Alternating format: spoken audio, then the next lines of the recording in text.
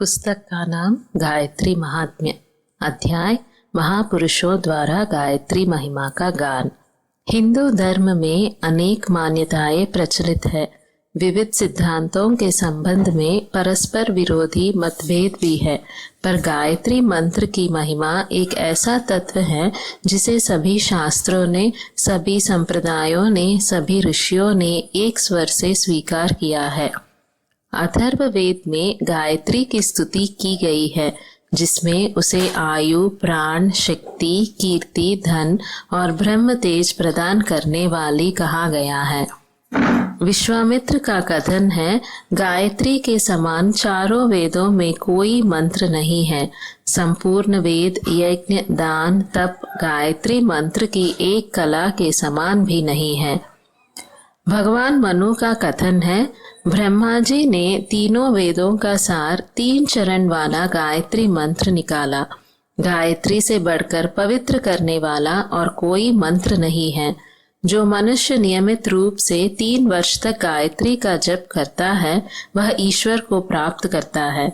जो द्विज दोनों संध्याओं में गायत्री जपता है, वह वेद पढ़ने के फल को प्राप्त करता है। अन्य कोई साधना करे या ना करे, केवल गायत्री जप से ही सिद्धि पा सकता है। नित्य 1000 जप करने वाला पापों से वैसे ही छूट जाता है जैसे केचुली से सर्प छूट जाता है। जो द्विज गायत्री की उपासना नहीं करता, वह निंदा का पात्र है। योगीराज याज्ञवल्क्य कहते हैं, गायत्री और समस्त वेदों को तराजू में तोला गया। एक और 6 अंगों समेत वेद और दूसरी ओर गायत्री को रखा गया। वेदों का सार उपनिषद है, उपनिषदों का सार व्याहृतियां समेत गायत्री है। गायत्री वेदों की जननी है, पापों का नाश करने वाली है। इससे अधिक पवित्र करने वाला अन्य कोई मंत्र स्वर्ग और पृथ्वी पर नहीं है। गंगा के समान कोई तीर्थ नहीं, केशव से श्रेष्ठ कोई देव नहीं। गायत्री से श्रेष्ठ मंत्र न हुआ, न आगे भी होगा। गायत्री जान लेने वाला समस्त विद्याओं का वेत्ता और श्रेष्ठ क्षत्रिय हो जाता है। जो द्विज गायत्री परायण नहीं, वह वेदों का परांगत होते हुए भी शूद्र के समान है। अन्यत्र किया हुआ उसका श्रम व्यर्थ है। जो गायत्री नहीं जानता, ऐसा व्यक्ति ब्राह्मण तत्व से च्युत और पाप युक्त हो जाता है। पराशर जी कहते हैं, समस्त जप सूत्रों तथा वेद मंत्रों में गायत्री मंत्र परम श्रेष्ठ है।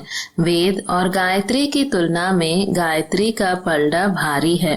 भक्ति पूर्वक गायत्री जपने वाला परम मुक्त होकर पवित्र बन जाता है। वेद, शास्त्र, पुराण, इतिहास पढ़ लेने पर भी जो गायत्री से हीन है, उसे ब्राह्मण न समझना चाहिए। शंक ऋषि का मत है, नरक रूपी समुद्र में गिरते हुए को हाथ पकड़कर बचाने वाली गायत्री ही है। उससे उत्तम वस्तु स्वर्ग और पृथ्वी पर कोई नहीं है। गायत्री का ज्ञाता निस्संदेह स्वर्ग को प्राप्त करता है। शैनिक ऋषि का मत है, अन्य उपासनाएं करे चाहे ना करे, केवल गायत्री जप से द्विज जीवन मुक्त हो जाता है। सांसारिक और परलौकिक समस्त सुखों को पाता है। संकट के समय 10,000 जप करने से विपत्ति का निवारण होता है।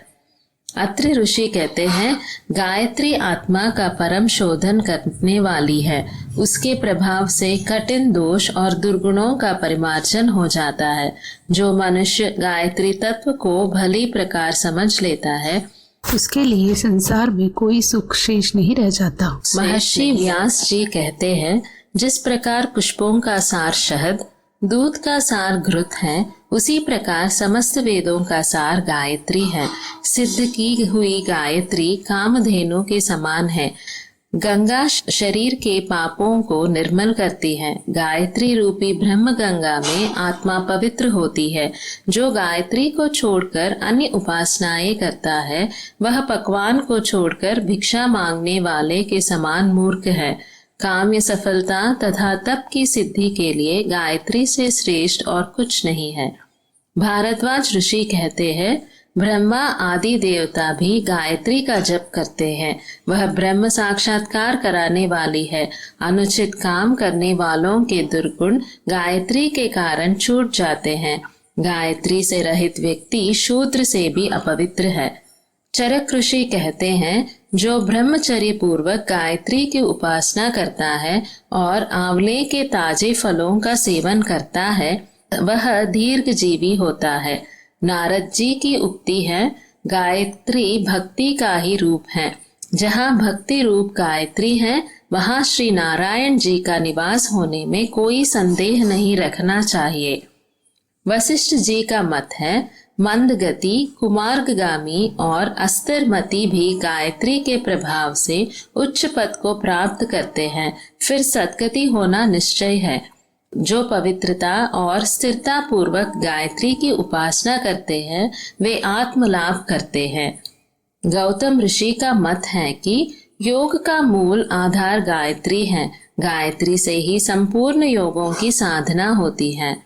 महर्षि उद्दालक कहते हैं, गायत्री में परमात्मा का प्रचंड तेज भरा हुआ है। जो इस तेज को धारण करता है, उसका वैभव अतुलनीय हो जाता है। देव गुरु बृहस्पति जी का मत है, देवत्व और अमृतत्व की आदि जननी गायत्री है।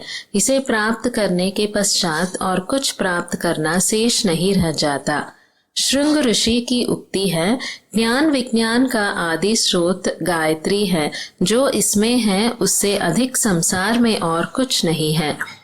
उपरोक्त अभिमतों से मिलते जुलते अभिमत प्रायः सभी ऋषियों के हैं। इससे स्पष्ट है कि कोई भी ऋषि अन्य विषयों में चाहे आपस का मतभेद रखते रहे हो, पर गायत्री के बारे में उन सब में समान श्रद्धा रहती थी और वे सभी उपासना में उसका प्रथम स्थान रखते थे। शास्त्रों में, धर्म ग्रंथों में, स्मृतियों में, पुराणों में गायत्री की महिमा तथा साधना पर प्रकाश डालने वाला सहस्रों श्लोक भरे पड़े हैं। इन सबका संग्रह किया जाए तो एक बड़ा भारी गायत्री पुराण ही बन सकता है। वर्तमान शताब्दी के आध्यात्मिक तथा दार्शनिक महापुरुषों ने भी गायत्री के महत्व को उसी प्रकार स्वीकार किया है जैसा कि प्राचीन काल में तत्वदर्शी ऋषियों ने किया था। आज का युग बुद्धि और तर्क का, प्रत्यक्षवाद का युग है। इस शताब्दी के प्रभावशाली गण्यमान्य व्यक्तियों की विचारधारा केवल धर्म ग्रंथों या परंपराओं पर आधारित नहीं रही। उन्होंने बुद्धिवाद, तर्कवाद और प्रत्यक्षवाद को अपने विचार और कार्यों में प्रधान स्थान दिया है। ऐसे महापुरुषों को भी गायत्री तत्व सब दृष्टिकोणों से परखने पर खरा सोना प्रतीत हुआ है। नीचे उनमें से कुछ एक विचार देखिए। महात्मा गांधी कहते हैं, गायत्री मंत्र का निरंतर जप रोगियों को अच्छा करने और आत्माओं की उन्नति के लिए उपयोगी है। गायत्री का स्थिर चित्त और शांत हृदय से किया हुआ जप आपत्ति काल के संकटों को दूर करने का प्रभाव रखता है। लोकमान्य तिलक कहते हैं, जिस बहुमुखी दास्ता के बंधनों में भारतीय प्रजा जकड़ी हुई है, उसका अंत राजनैतिक संघर्ष करने मात्र से न हो जाएगा। उसके लिए आत्मा के अंदर प्रकाश उत्पन्न होना चाहिए, जिससे सत और असत का विवेक हो, कुमार्ग को छोड़कर श्रेष्ठ मार्ग पर चलने की प्रेरणा मिले। गायत्री मंत्र की यही भावना विद्यमान है। महामना मदन मोहन मालवीय जी ने कहा था, ऋषियों ने जो अमूल्य रत्न हमें दिए हैं, उनमें से एक अनुपम रत्न गायत्री से बुद्धि पवित्र होती है। ईश्वर का प्रकाश आत्मा में आता है।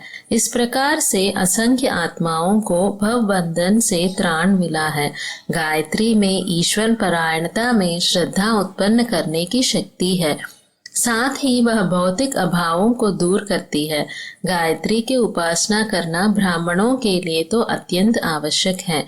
जो ब्राह्मण गायत्री जप नहीं करता, वह अपने कर्तव्य धर्म छोड़ने का अपराधी होता है। रविंद्रनाथ टैगोर कहते हैं, भारतवर्ष को जगाने वाला जो मंत्र है, वह इतना सरल है कि एक ही श्वास में उसका उच्चारण किया जा सकता है। वह है गायत्री मंत्र। इस पुनीत मंत्र का अभ्यास करने में किसी प्रकार के तार्किक ऊहापोह, किसी प्रकार के मतभेद अथवा किसी प्रकार के बखेरे की गुंजाइश नहीं है। योगी अरविंद घोष ने कई जगह गायत्री जप करने का निर्देश किया है। उन्होंने बताया है कि गायत्री में ऐसी शक्ति सन्निहित है जो महत्वपूर्ण कार्य कर सकती है। इन्होंने कईयों को साधना के तौर पर गायत्री का जप बताया है। स्वामी रामकृष्ण परमहंस का उपदेश है, मैं लोगों से कहता हूँ कि लंबे लंबे साधन करने की उतनी जरूरत नहीं है। इस छोटी सी गायत्री की साधना करके देखो।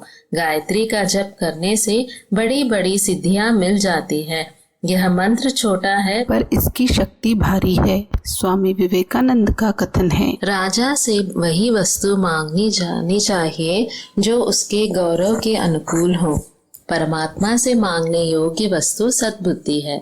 जिस पर परमात्मा प्रसन्न होते हैं उसे सद्बुद्धि प्रदान करते हैं। सद्बुद्धि से सत्मार्ग पर प्रगति होती है और सत्कर्म से सब प्रकार के सुख मिलते हैं।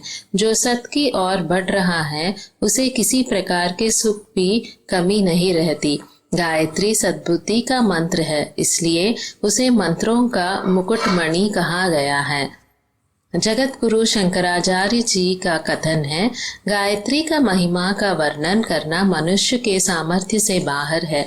बुद्धि का शुद्ध होना इतना बड़ा कार्य है जिसकी समता संसार के और किसी काम से नहीं हो सकती। आत्मबल प्राप्त करने की दिव्य दृष्टि शुद्ध बुद्धि से प्राप्त होती है। उसका प्रेरक गायत्री मंत्र है। उसका अवतार दुरितों को नष्ट करते और रुत की अभिवर्धन के लिए हुआ है। स्वामी रामतीर्थ ने कहा है, राम को प्राप्त करना सबसे बड़ा काम है। गायत्री का अभिप्राय बुद्धि को काम रुचि से हटाकर राम रुचि में लगा देना है। जिसकी बुद्धि पवित्र होगी वही राम को प्राप्त करने का काम कर सकेगा। गायत्री पुकारती है कि बुद्धि में इतना पवित्रता होनी चाहिए कि वह काम को राम से बढ़कर न समझे। महर्षि रमन का उपदेश है, योग विद्या के अंतर्गत मंत्र विद्या बड़ी प्रबल है। मंत्रों की शक्ति से अद्भुत सफलताएं मिलती हैं। गायत्री मंत्र ही है जिससे आध्यात्मिक और भौतिक दोनों प्रकार के लाभ मिलते हैं। स्वामी शिवानंद जी कहते हैं, ब्रह्म मुहूर्त में गायत्री का जप करने से चित्त शुद्ध होता है और हृदय में निर्मलता आती है। शरीर निरोग रहता है, स्वभाव में नम्रता आती है, बुद्धि सूक्ष्म होने से दूरदर्शिता बढ़ती है और स्मरण शक्ति का विकास होता है। कठिन प्रसंगों में गायत्री द्वारा दैवी सहायता मिलती है। उसके द्वारा आत्मदर्शन हो सकता है। काली कमली वाले बाबा विशुद्धानंद जी कहते थे, गायत्री ने बहुतों को सुमार्ग पर लगाया है। कुमार्गगामी मनुष्य की पहले तो गायत्री की और रुचि ही नहीं होती। यदि ईश्वर कृपा से हो भी जाए तो वह कुमार्गगामी नहीं रहता। गायत्री जिसके हृदय में वास करती है उसका मन ईश्वर की ओर जाता है। विषय विकारों की व्यर्थता उसे भली प्रकार अनुभव होने लगती है। कई महात्मा गायत्री का जप करके परम सिद्ध हुए हैं। परमात्मा की शक्ति ही गायत्री है। जो गायत्री के निकट जाता है वह शुद्ध होकर रहता है। आत्म कल्याण के लिए मन की शुद्धि आवश्यक है। मन की शुद्धि के लिए गायत्री मंत्र अद्भुत है। ईश्वर प्राप्ति के लिए गायत्री जप को प्रथम सीढ़ी समझना चाहिए। दक्षिण भारत के प्रसिद्ध आत्मज्ञानी सुब्बाराव कहते हैं, सविता नारायण की देवी प्रकृति को सावित्री कहते हैं। आदि शक्ति होने के कारण इसको गायत्री कहते हैं। गीता में इसका वर्णन आदित्य वर्ण कहकर किया गया है। गायत्री की उपासना करना योग का सबसे प्रथम अंग है। श्री स्वामी करपात्री जी का कथन है, जो गायत्री के अधिकार है उन्हें नित्य नियमित रूप से उसका जप करना चाहिए। द्विजों के लिए गायत्री का जप एक अत्यंत आवश्यक धर्म कृत्य है। गीता धर्म के व्याख्याता श्री स्वामी विद्यानंद जी कहते हैं, गायत्री बुद्धि को पवित्र करती है। बुद्धि की पवित्रता से बढ़कर जीवन में और दूसरा लाभ नहीं है। इसलिए गायत्री एक बहुत बड़े लाभ की जननी है। सर राधा कृष्णन कहते हैं, यदि हम इस सार्वभौतिक प्रार्थना गायत्री पर विचार करें तो हमें मालूम होगा कि यह हमें वास्तव में कितना ठोस लाभ देता है।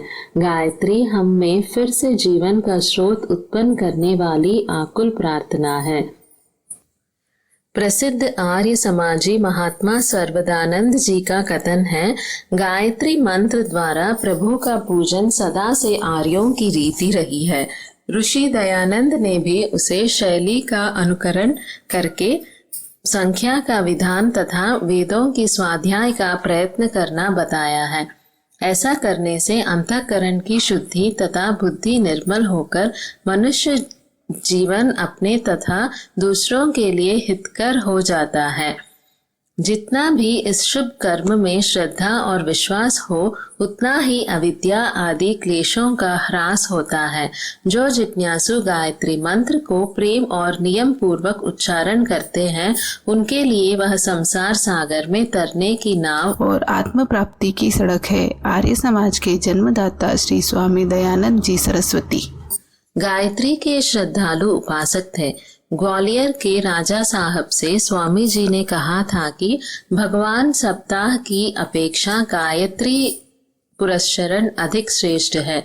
जयपुर के सच्चिदानंद, हीरालाल रावल, घोड़ल सिंह आदि को गायत्री जप की विधि सिखाई थी।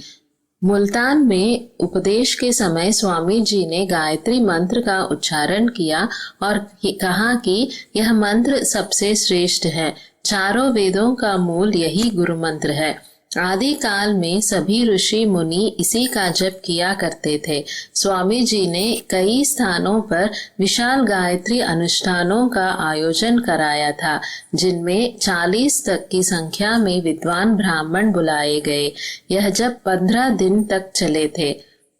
इस प्रकार वर्तमान शताब्दी के अनेकों गण्यमान्य बुद्धिवादी महापुरुषों के अभिमत हमारे पास संग्रहित है। उन पर विचार करने से इस निष्कर्ष पर पहुंचना पड़ता है कि गायत्री उपासना कोई अंधविश्वास जन्य परंपरा नहीं है, वरन उसके पीछे आत्मोन्नति करने वाली ठोस तत्वों का बल है। इस महान शक्ति को अपनाने का जिसने भी प्रयत्न किया है, उसे लाभ ही मिला है। गायत्री साधना कभी भी निष्फल नहीं जाती। गायत्री भूलोक की कामधेनु है। यह आत्मा की समस्त क्षुधा पिपासों को शांत करती है। भव बंधनों के जन्म मृत्यु के चक्र से छुड़ाने की सामर्थ्य की परिपूर्ण होने के कारण उसे अमृत भी कहते हैं। गायत्री को स्पर्श करने वाला कुछ से कुछ हो जाता है, इसलिए उसे पारसमणि भी कहा गया है। चाहे कोई गृहस्थ हो या विरक्त, गायत्री उपासना सबके लिए समान रूप से लाभदायक है। गायत्री उपासना प्रत्येक द्विज का अनिवार्य धार्मिक कृत्य है। उसकी उपेक्षा करना अपने परम पुनीत धार्मिक कर्तव्य से च्युत होना है। अभाव, कष्ट, विपत्ति, चिंता एवं निराशा की घड़ियों में गायत्री का आश्रय लेने से तुरंत शांति मिलती है। माता की कृपा प्राप्त होने से पर्वत के समान दिखने वाले संकट राई के समान हल्के से हो जाते हैं और अंधकार में भी आशा की किरणें प्रकाशवान होती हैं। गायत्री को सर्वशक्तिमान, सर्व सिद्धिदायिनी और सर्व कष्ट विनाशिनी कहा गया है।